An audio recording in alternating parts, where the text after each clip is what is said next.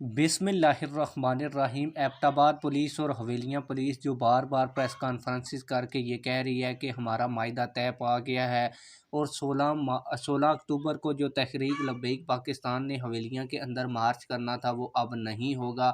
इस हवाले से हकीकत क्या है, तहरीक लब्बैक पाकिस्तान के अमीर हाफिज़ साद रिजवी साहब ने हतमी क्या कॉल दे दी है कि मार्च होगा या नहीं, उनका पुलिस के साथ कोई मायदा तय पाया है या नहीं।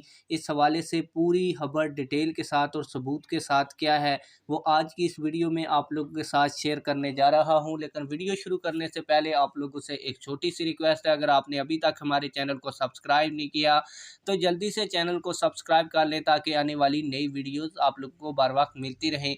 ये मामला शुरू इस तरह हुआ कि तहरीक लब्बैक पाकिस्तान के कुछ कायदीन जो ज़िले कायदीन थे उन्होंने 12 रबीउल अव्वल को हवेलियाँ के अंदर एक मार्च का ऐलान किया जश्न ईद मिलादुन्नबी सल्लल्लाहु अलैहि वसल्लम के सिलसिले में।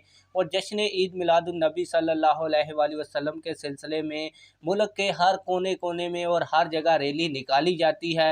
लेकिन जैसे ही वो रैली निकाली गई तो उससे पहले ही तहरीक लब्बैक पाकिस्तान के कुछ कायदीन को गिरफ़्तार कर लिया गया। और फिर जब शुरका रैली लेकर जश्न ईद मिलादुन्नबी सल्लल्लाहु अलैहि वसल्लम मना रहे थे तो पुलिस ने वहां पर दावा बोला और तहरीक लब्बैक पाकिस्तान के लोगों के ऊपर शैल बरसाए और कुछ लोगों को गिरफ्तार भी किया। इसके बाद तहरीक लब्बैक पाकिस्तान के अमीर हाफिज़ साद रिजवी साहब के पास जब ये खबर पहुंची तो वो जो मरकज़ में रैली लेकर आ रहे थे उसमें ख़ताब के दौरान उन्होंने कहा कि अब पुलिस में अगर हिम्मत है तो 16 अक्टूबर को मैं खुद आ रहा हूं और हवेलियां में उसी जगह पर रैली होगी जिस जगह से पुलिस ने हमें जश्न ईद मिलादुन्नबी सल्लल्लाहु अलैहि वसल्लम मनाने से रोका है।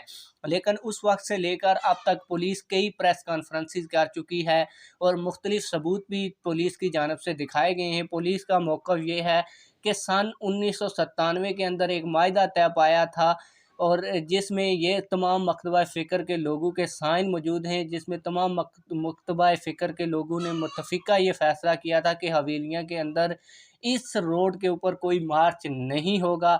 तो इस वजह से हमने तहरीक लब्बैक पाकिस्तान के मार्च के ऊपर गोलियां और शेलिंग की और जो कारकुनान थे उनको मुंतशर किया।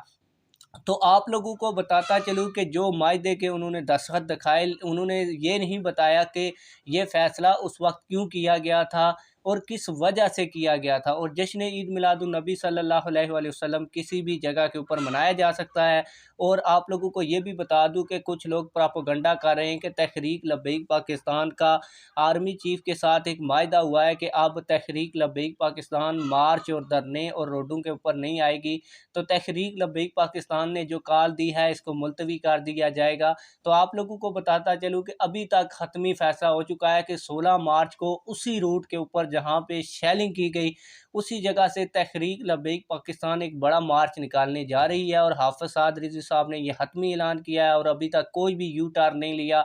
और आप लोगों को ये भी बता दूं कि उलमाए अहले सुन्नत की एक बड़ी तादाद ने हाफिज़ साद रिजवी साहब की इस रैली की हमायत का ऐलान किया है और बताया यही जा रहा है कि एक बड़ा मार्च होने जा रहा है।